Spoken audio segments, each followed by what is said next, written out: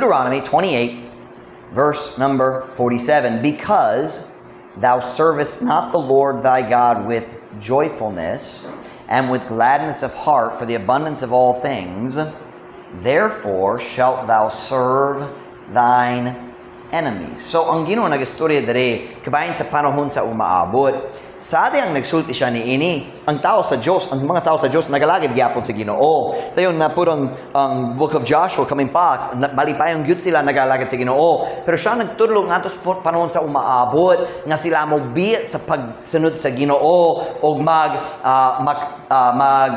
unsay pulong mag-experience sa mga lingaw-lingaw sa kalibutan, makasala patok sa Ginoo. Let me read verse 48 again.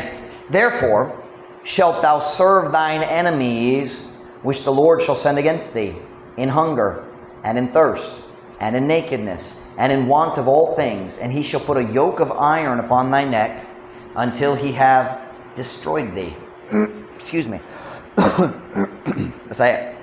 Tungod ka, ikaw, wala mialagad sa Ginoo nga imong Diyos, uban ang pagkamalipayon, o ang pagkamaya sa kasing-kasing, tungod sa pagkadagaya sa tanang mga butang, busa, ikaw mo alagad sa imong makaaway nga ipadala sa Ginoo batok kanimo diha sa kagutom, diha sa kauhaw, o diha sa kahubo, o diha sa pagkakulang sa tanang butang, o siya mo butang og us kayugo nga puthaw nganha sa imong liog hangtod siya nakalaglag kanimo. Now go with me to Jeremiah chapter 18 verse 12.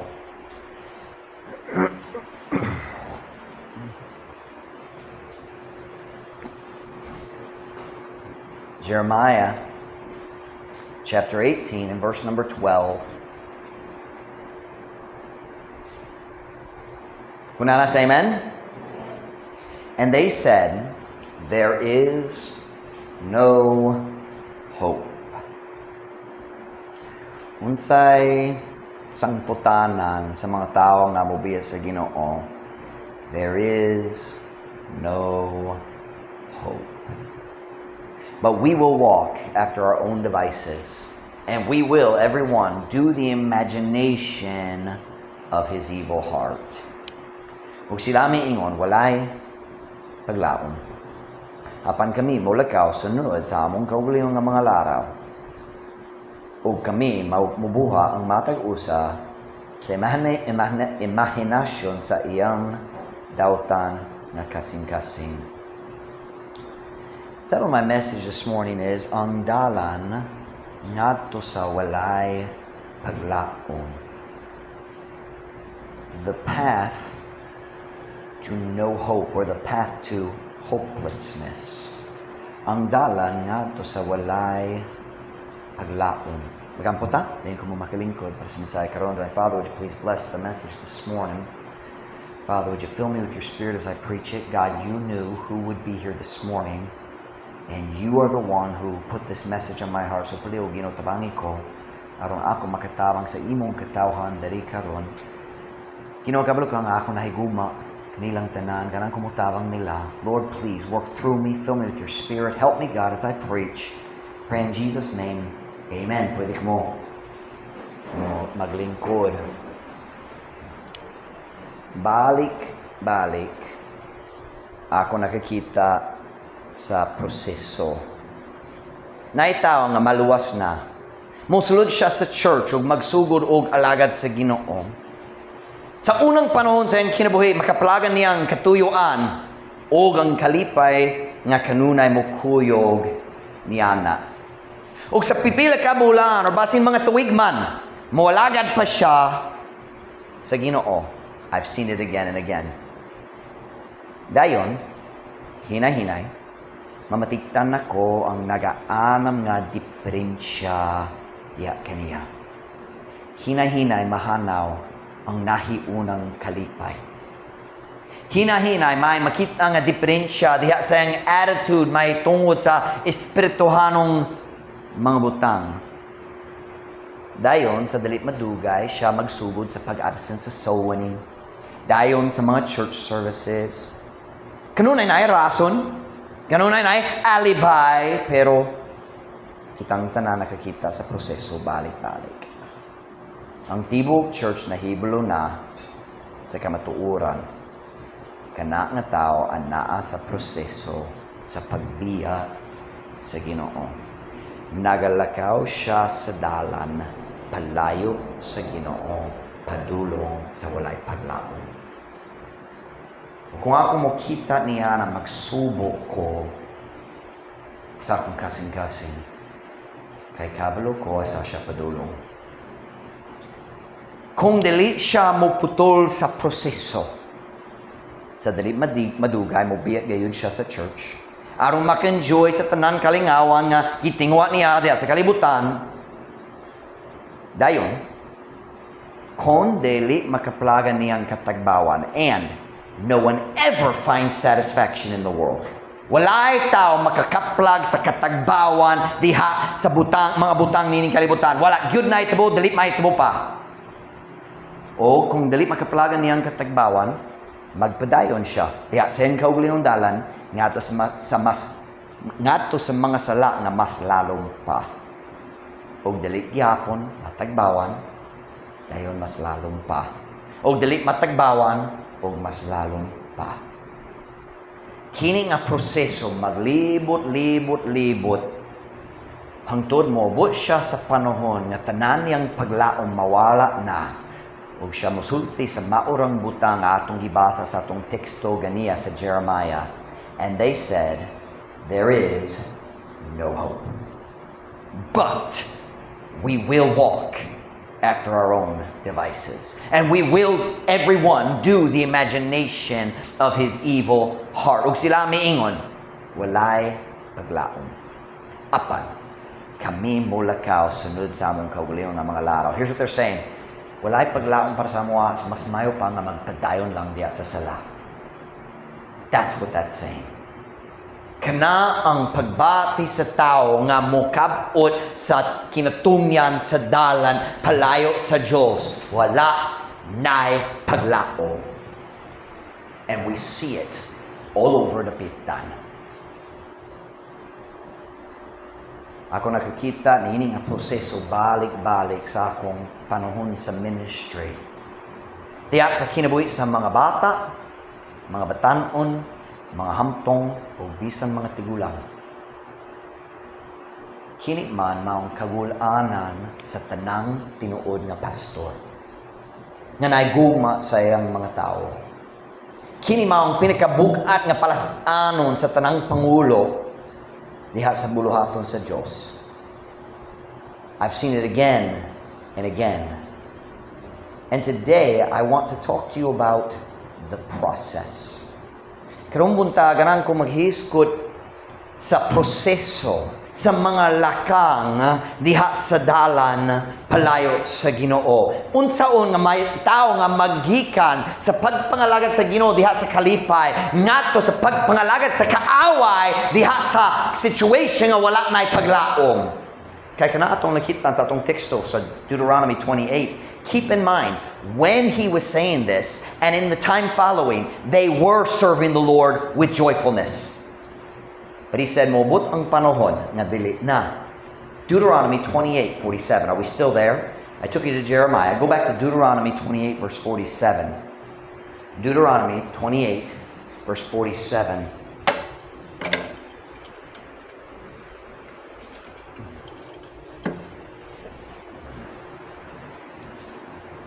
Deuteronomy 28, verse 47, because thou servest not the Lord thy God with joyfulness, and with gladness of heart for the abundance of all things, therefore shalt thou serve thine enemies, which the Lord shall send against thee, in hunger, and in thirst, and in nakedness, and in want of all things, and he shall put a yoke of iron upon thy neck until he have destroyed thee.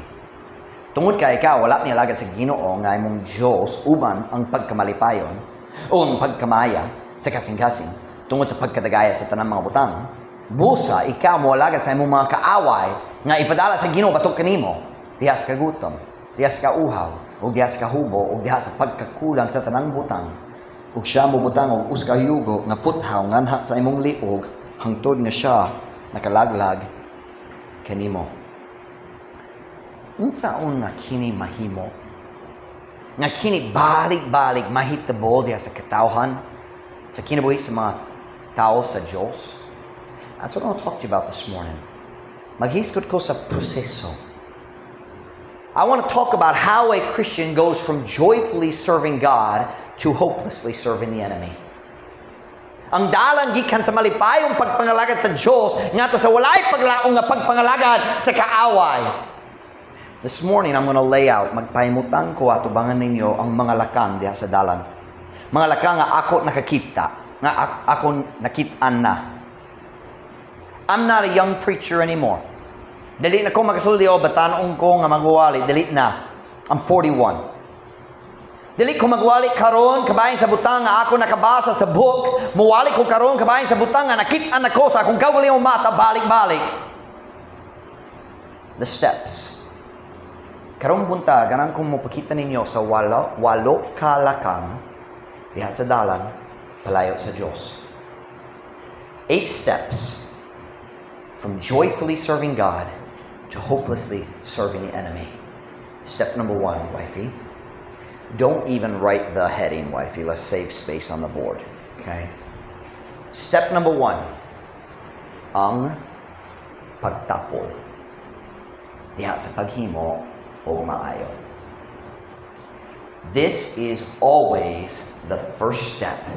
Kung naay Kristohano nga malipayong nagalagad sa Ginoo karon, kung mobot ang panahon nga siya anadari gigapos na diha sa gahom sa sala pag-usab, ang unang lakang kanunay maong katapulan. Ang pagtapol mahitungod sa mga butang nga maayo. Sa dali pa ka madani sa kalingawan sa kalibutan, una ikaw magtapol diha sa imong pagbasa sa Biblia. Una, ikaw magtapol diya sa imong pag-ampo. Amen? The first step is always following your feelings. Wala ko'y gana mo ba sa Biblia karon, so ayaw na lang, mag-Facebook na lang ko. Katapulan! Ang katapulan, maong tulay nga padulong sa tanan lain sala. Did y'all get that? Ang katapulan maong tulay nga padulong sa tanang lain sala. It's the shortcut. It will get you there faster than you could possibly imagine. Kabalo ka nga kinahanglan ka mo ba sa Biblia pero wala kay gana so maglingkod-lingkod mag-Facebook ra. Kabalo ka kinahanglan ka mo ba mumataw sayo arong magsimba pero kapoy ka so ayaw na lang. Dayon hapon lang ko. Dayon tapos sa tibok bunta, mag-Facebook lang. Wala kay gana sa hapon po. Ang tinuo nga problema sa sinugdanan sa tanan, it always starts with laziness, and the most common area is Bible reading and prayer. Kaya magsimba, gyapon ta kay ang tao makakita ni Ana, pero walay tao makakita kung maglaktaw ka sa pagbasa Biblia. Diba? The first step is always sloth. May I say to you today, kung dali ka ganahan mo tumong diri sa situation nga walay paglaom, ayaw pagtapol karon diha sa mong pagbasa sa Biblia. Step number 1, ang pagtapol diha sa paghimo ug mayo. Step number 2, ang pagpadani sa kalingawan ug kaptangan sa kalibutan. Step 1, ang pagtapol. Step 2, ang pagpadani. Kung magsugod ka nga magtapol-tapol na kabayan sa espirituhanong mga butang, dali manggod madani ang imong kasing-kasing sa mga pagtintal. Dali manggod. Si David nagtapol, pipila ka adlaw ra samtang iyang kasundaluhan nakiguba sa Ammonites dito sa laing lugar. Nagdesisyon siya, ayaw na lang, di kumukuyok, kaya nila, dirahira ko, pero unsay lang buhaton, wala! Tapol-tapol ra! Ug diha sa panahon sa pagtapol, nakita siya sa babae nga naligo o wala siya kaligon nga magkibatok. Do you think that was the first time he ever saw a woman taking a bath? Absolutely not. Kana ba ang unang panahon nga natintalan ang iyang kasing-kasing? Dili. Pero kana ang panahon nga naluya na siya. Diha sa panahon sa pagtapol.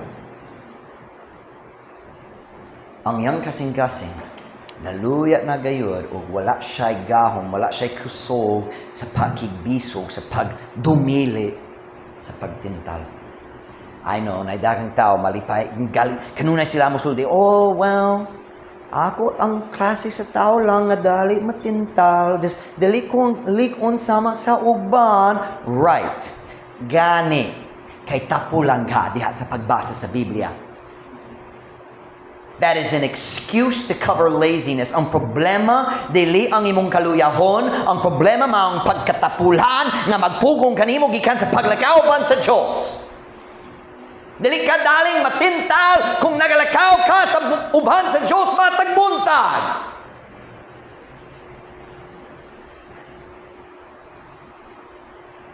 When you start allowing your heart, kung magtapol na ka, unsang sunod lakang, magpadani na ka. O basing diretso makasala, pero mutugo ka nga madani. You start thinking about it. Maghuno-huna na, kabayan sa imong daan na andan. Magtugo ka nga imong kasing-kasing madani, nga sa mga daan nga naandan nimo. Kanang panahon ikaw mag-stop maglantaw sa beer advertisement dito sa sign. Maghuno-huna. Ay, nung ko naglingkod-lingkod, nagtanduay. That doesn't happen until you're lazy first. Una ang pagtapol, then ang pagpadani. That's when you start looking at the dance teams and maghuno-huna. Man, I wish, mas mayo kung ako makapil lang na po. That's when you start maglantaw ka sa mga tao, magsugal o nang hinaot, man. Murag lingaw man. Ay, nung ko sa diyang ako nakapil gamay, gamay akong kwarta.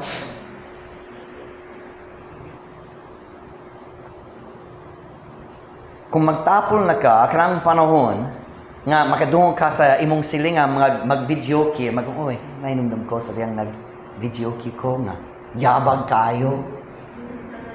Nagsamok-samok sa tanan akong silingan, pero lingaw yun. I hate video key from the depths of my soul. And there's nothing spiritual about that hatred. I'm just gonna tell you. Ang hubog lang maghuno-huno nga nindong iyang tingog diha sa yabag nga videoke. Unsa man na? Number 1. Nag-study ta karong kabayan sa mga lakang diha sa dalan palayo sa Ginoo. Ang dalan padulong sa walay paglaom. Number 1 ang pagtapol diha sa paghimo og maayo. Number 2, ang pagpadani sa kalingawan ug kaptangan sa kalibutan. Number 3, ang pagdawat. Ang pagdawat sa bakak nga ang kalingawan sa kalibutan makatagbaw. Una, mutugo ka nga imong kasing-kasing madani. Dayon magsud ka maghuno-huna. Oh, kung ako makahimo niya na, malipayon nako, nagdawat na ka sa bakak nga ang kalingawan sa kalibutan makatagbaw. No, it can't. The Bible says in Proverbs 24:1, "Be not thou envious against evil men, neither desire to be with them." Dili ka magmasinahon batok sa dawta nga mga tao, ni magtinguha sa pagpakig-uban kanila. So, unsang proseso? Una, magtapol ka.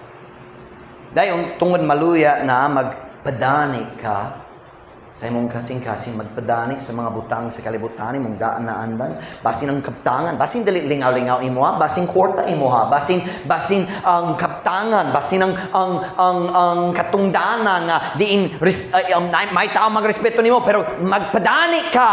Yan ang unsay sunod. You start to believe the lie. Man, kung ako makakuha niya na, malipayon ako. It's a lie. Are you listening to me? It's a lie. Kung makuha na gyud nimo ang imong pinakadakong tinguha, dili ka matagbaw. Mangita lang og lain. Mangita pa lang og lain. People look, man, hinaut-untap kahimo ko niya na. Here's the danger sign. Man, kung dali ko Baptist, makahimo ko niya na pod. Man, murag nalingaw gayud sila. Mag-feel lang ko kung makapil ko niya na mas malipayon akong kinabuhi. Di ba? Kanang sunod lakang nagdawat na siya baka ng kalingawan sa kalibutan makatagbaw. It's a lie. Bakak man. It's a lie. You listen to me, ang tanan kalingawan nining yuta, dili gayud makahatag kanimo og tinong nga kalipay og katagbawan. Wala ay makaplaga nga katagbawan diya sa kalibutan. May daghang magdani, pero kung ikaw mukuha ni ana, dili gyapon malipay, kinahanglan magpangitaon ang lain. We're talking about the steps on the path away from God. Sa dali pa si bisang kinsa mobiya sa Dios, una siya modawa sa bakak nga may katagbawan nga makaplagan diya sa kalingawan nining kalibutana. We're talking today, how do you go? Unsa nimo paggikan sa malipaayon pagpangalagad sa Ginoo nato sa walay paglaom nga pagpangalagad sa kaaway. And by the way, whether you serve God or serve the devil, you serve somebody, you never own yourself. It's my life. Wala ko'y kagawasan diri, daghang rules, daghang balaod, bawal. So ako mani diri, guess what you're gonna find out? Diri gigapos ka sa mga sala nga gitingwa nimo samtang na dito. Ganahan ka mo undang di na pwede. Diba? Ganahan ka sa uyab dayong gigapos diya sa uska maot nga relasyon. How many girls in the Pitan are in an abusive relationship, but they're afraid to run away?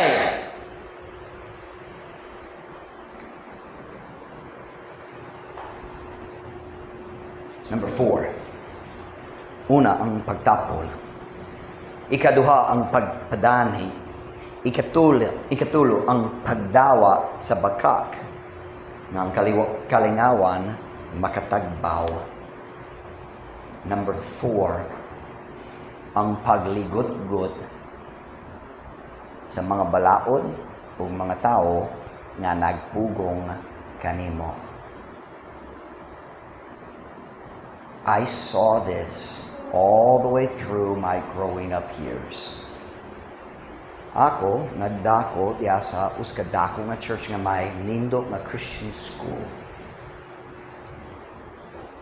And akong pamilya, nag-decision nga mag-homeschool na mo. So wala ko nag-appeal sa Christian school. Pero mayroong Christian school. Nindot naman. Pero daghang mga batanon sa atong church. Nga nadani nagyurang ilang kasing-kasing sa kalingawan sa kalibutan. Pero gibawal ang tanan. Og sila naligot-got. Kabayan sa tanan mga rules. Bawal, dali pwede ni ini kanina na. And there ang ilang tibok attitude, kanunay magmugot, kanunay nasukot, napuno sila sa pagtamay o sa pagbiyay-biyay, kabayan sa tanan nga matarong. Why? Nadani sila sa kalibutan and they believe kanang makahatag na ko sa kalipay o kung akong kinikanan dali stricto kaayo, makalingaw ko sama sa akong silingan. Kung wala ko nag-eskwela ni nga Christian school, the name of our Christian school, State Line Christian School. Kay dual kayo sa State Line. May Michigan, State of Michigan ug State of Ohio. Dual kayo, less I think half mile, dili uska kilometer gikan sa State Line between Michigan ug Ohio ang utlanan sa duha ka state. So we called it State Line Christian School. Ang mga rebellious nga mga students nagtawag sa eskwela, Straight Line Christian School. Kay stricto kayo. Straight line. Walay lingaw-lingaw. Walay magtipas. Si Dr. Hobbins, atong pastor, nagtubag. Ninong idea. I wish I'd thought of that. By the way, that's the correct response from a man of God to rebellious people. Psalm 2:1, I preached this I think last week or 2 weeks ago. Why do the heathen rage and the people imagine a vain thing? The kings of the earth set themselves and the rulers take counsel together against the Lord and against his anointed, saying, let us break their bands asunder and cast away their cords from us. Kanang attitude sa daghang batanon nga nagdako diha sa Kristohanong nga pamilya. I don't think we have that here. We don't have that second generation yet. And I thank God. But that, when your heart, una, madani imong kasing-kasing, and then, kung mag-start ka maghuno-huna, why do we have all these rules? Wow. Dali pwede magsaya, dali pwede mag-rock music, dali pwede mag-videoke, ang babae dali maka-slacks. Nay, bisan unsa nga mahimo na mo nga lingaw-lingaw? Kana nga attitude. It's the next step. Una, ang pagtapol o maluya ka. Ikaduha, ang pagpadani.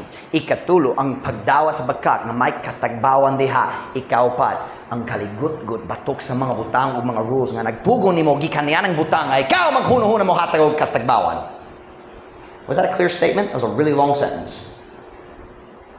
Number 5.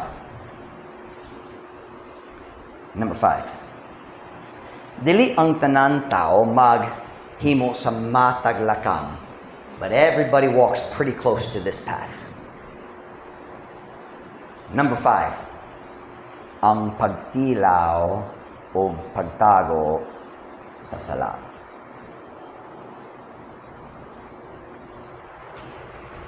Kumubot ang panahon ng Kristohanon, magdawat na sa bakak nga may kalipayan o katagbaw diyan sa kalibutan. Dayon magligut-gut na siya kabayan sa mga rules. Sa dali madugay, magtago-tago siya aron makasala. Mukuyog sa iyang daan barkada. Mag-adto sa balay aron mag-appeal sa lingaw-lingaw sa kalibutan. Ay, pwedeng magkuha sa shot dere, pwedeng mag-video key dere. Mukuyog sa iyong daan barkada, mubalik sa iyong daan na nga pamisting nga dili mares o kalibutanhon. Pero magsimba gihapon na rin walay tao mahibalo. Ang pagtilaw o pagtago.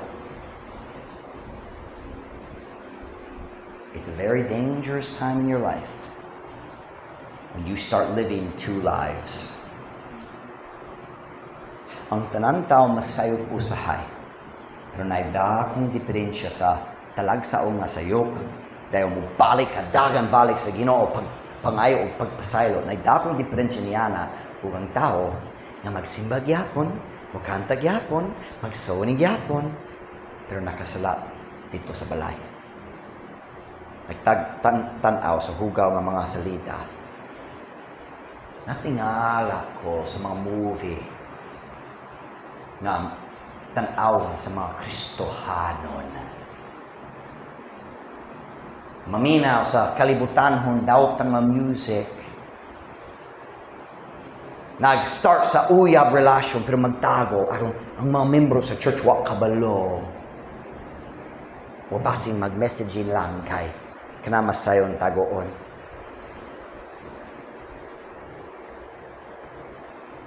Pagtilaw. Oh, that will make me happy. Have you ever noticed kung magtilaw gamay? Dili matagbawal. So what does the devil say? Kay kulang man, kailangan mas daghan. It's a lie. It's a lie. Ye are complete in Him. Siya man ang makatagbaw. Step number 7. Did I skip 6? I'm sorry, I misread my notes. It is 6. Step number 6. Ang pagpagahe sa imong kasing-kasing. So, sa bang situation ni? So, here you are, nag-start nga magtapol diya sa imong pagbasa sa Biblia. O mo basa-basa paggamay, pero gamay ra. Are you listening? Magtapo sa imong pagampo. Kina kong nakitaan, kung gamayan pagbasa, wala gayurang pagampo. I don't ever believe people magsawani ko ang babae mo sulti. I offered a lady a track at the plaza on Friday. Natingala ko. Ayaw na lang. Mangaon na ta. She was eating, what's the tawag niya na? Jackfruit. She said, ayaw na lang. Mangaon na ta. I said, dili ka mo mudawa sa basahon? Ay, ayaw na lang. Magampo-ampor ako. I don't believe her. You might stand in front of a statue and say words, but you ain't praying. If you don't read the book, don't tell me you pray. I don't believe you. So, unsa may tabo magtapol diya sa imong walk with God, magtapol niya ng importante nga espirituhanong habits. Dayon magpadani sa kalibutan, magsugod ka maglantaw sa mga butang Wow, nindog yun kung ako makakuha ni Ana. Dayon sunod, magdawa ka sa baka na may katagbawan. If I could just get that, malipayon ako. Dayon na pagligot-good mo sunod. Nga naman man, mas mayo kung nagpili ko sa alliance. Mas mayo kung magpili ko sa assembly kay makalingaw tayo. Ang pagligot-good, kabayan sa pagkastrikto, dayon ang sunod ang pagtilaw. Magtago, maglingaw-lingaw gamay. And then, mosalud ka sa church. Kay, ang church wala pa kabalo. Pero ang Diyos kabalo, muhatag siya sa mensahe sa pastor. O maigo, gayud ka, kabahin sa tanan. Nag-experience ba? How does he know? I don't. Pero kaya lang ko sa Diyos. O siya kabalo. And you have a choice. Kung mosalud ka sa church, o maigo gyud ka kabayan sa sala na gitago nimo and nobody knows. Maigo ka na kay choice. Maka-surrender ka o mabuhi niya na mabalik sa Diyos o makapagahi sa imong kasing-kasing aron magpadayon sa imong dalan. And I've watched it happen again and again. I can sense a spirit problem. Ug ako mo tindog og mawali. Ug sa kalit lang. Naay mga tao sa church na interesado kaayo sa ilang sapatos. Magwali ko kabayan sa maghiskot ko sa uska sala ug sa kalit lang tulo ka ulo. Wow, nindo kayo ang imong sapatos? Nga naman nagsusi sa imong sapatos, kay dali ka ganahan mo lantaw sa magwawali. And or, naiuban, huna-huna sila nga, hanas kaya magtago sa ilang pagbati, mag-stoneface. And then, the Filipino giveaway. Kung na ay diretso nga, dulo, diretso sa kasing-kasing.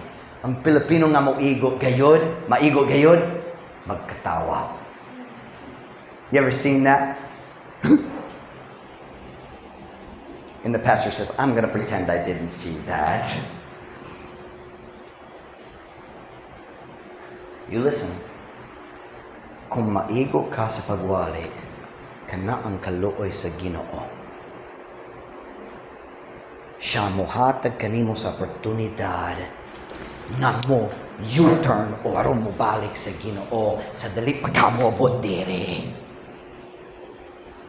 Ayaw pagpagahi sa imong kasing-kasing kung maigo ka sa pagwali.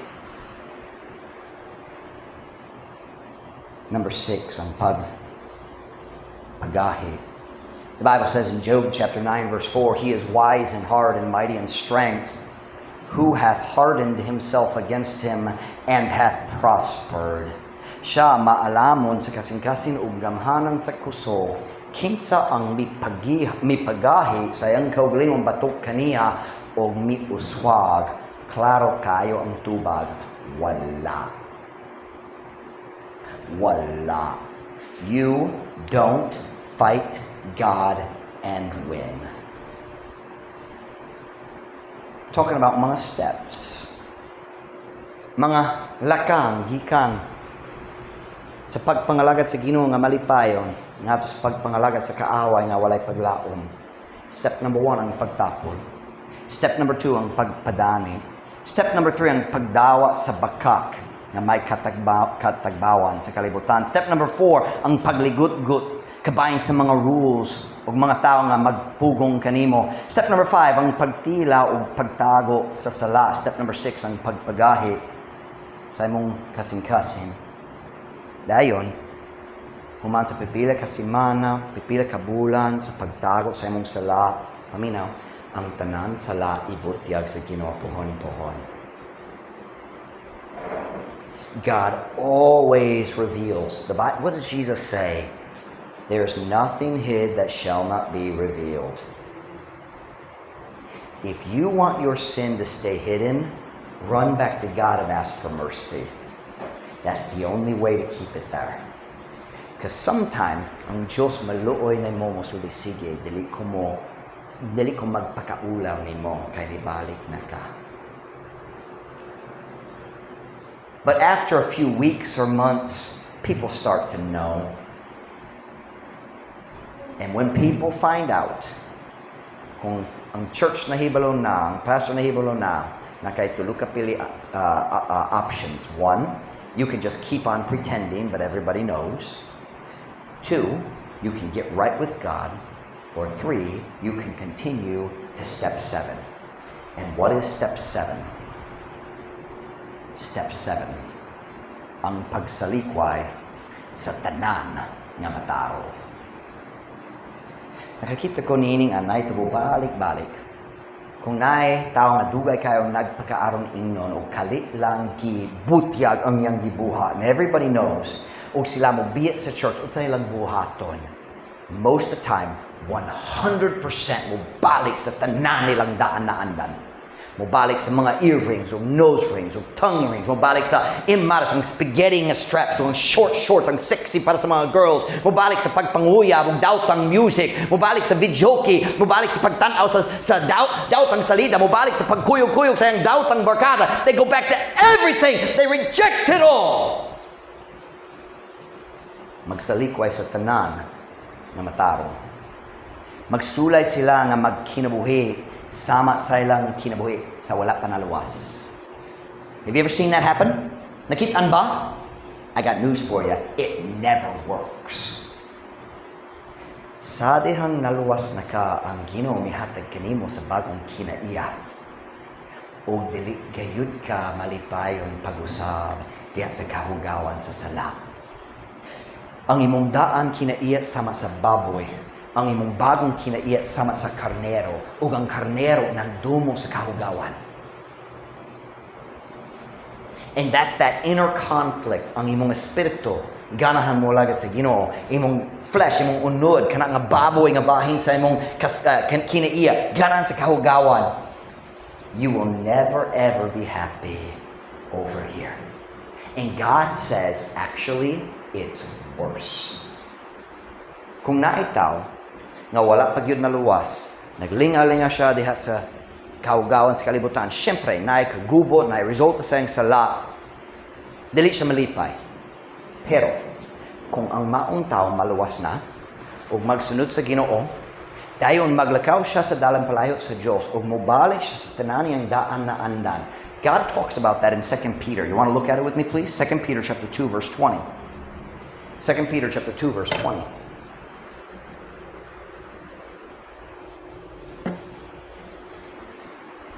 2 Peter chapter 2, verse 20. Kunana, say amen? I'll give you another second. 2 Peter's in the New Testament. Doon sa katapusan sa imong Biblia. Kung mabot ka sa Revelation, pagpadayag, kinala ka mo atras kamay. 2 Peter chapter 2, verse 20. Here we go. For if they have escaped the pollutions of the world through the knowledge of the Lord and Savior Jesus Christ. No, I'm sorry. For if after they have escaped. So kanang hiskot sila, naluwas na, o nag-start sila nag-grow, nag-ikya sila sa gapo sa sala. If after they have escaped, now we'll skip to the end. If they are again entangled therein, gaposon pag-usab diha sa ilang daan na andan, entangled therein and overcome, the latter end is worse than with them than the beginning. Ang ulahing kahimtang nila mas dautan pa kaysa sinugdanan. Kung may Kristohan nga mobalik sa kahugawan sa kalibutan, ang iyang katapusang kahimtang mahimong masamot pa kaysa niyanang sa wala pa siya naluwas. And I've seen that. It's not talking about heaven and hell. It's talking about life on earth. Have you seen the lives of people who went back? Mas miserable sila sa diyang nibalik kaysa panahon sa wala pa sila naluwas. Walay tao sa kalibutan mas miserable kaysa Kristohanon na layo gikan sa Ginoo.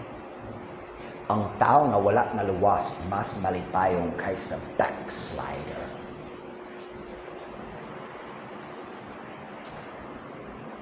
And that leads us to our 8th point. Number 1, na pagtapol. Number 2, na pagpadani. Number 3, ang pagdawat sa bakak. Number 4, ang pagligut-gut kabahin sa mga rules.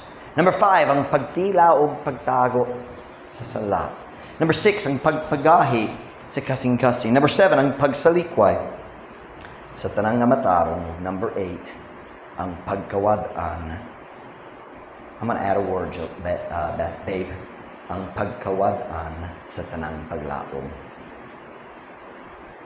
Ang pagkawad-an sa tanang paglaom. Paminaw, I don't care who it is, kung may Kristohan na mag-decision nga mulakaw sa dalan palayo sa Diyos, magplano siya sa iyang kaugalingon, kining dalan para nako, wala siya kabalo. Pero padulong gayud siya sa kinutungan, diin wala na'y paglako. That's when you hear Christians saying, mas lami ang paghikugra. Yep. Here you are. Ang problema, dali, ang pagkakristohano. Ang problema, ikaw nagbiya ni Ana.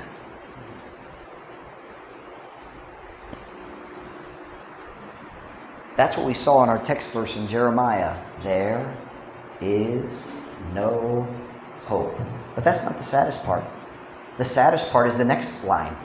Pero magpadayon ragya punta. Pagkaluoy. Pagkaluoy. Unsa klase sa garbo nga ang tao magpabilin diha ni Ana. Unsa klase sa kabuang. Message this morning, simple. I have a question. Nakakita ba ka sa mong kaugalingon? Dere. Pasing nagtapo ra. Dili faithful sa mong pagbasa Biblia. Gamay-gamay ra ang pagbasa. O basing nagpadani na ka sa kalibutan, nagatubo nga, naglantaw ka sa mga butang.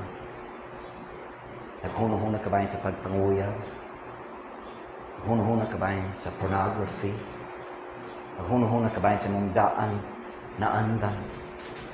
Wala pa nakahimo, pero nadani na. O basin, nakadari, nagdawa, nakasabak ka nga may kalipay diha. O kung gidawat na murag na gamay ni ini, bisan kitago nimo. Nabay panahon ka maghuno-huno. Sayang. Kung wala ko nagsulod sa Baptist Church, mas makalinga, mas lingawa ang kinabuhi. You're on step 4. You're halfway there. Tunga-tunga, padulong sa walay paglaom. O basin na sala, gitago ni mo. Oh, just kamera diya sa cellphone basin.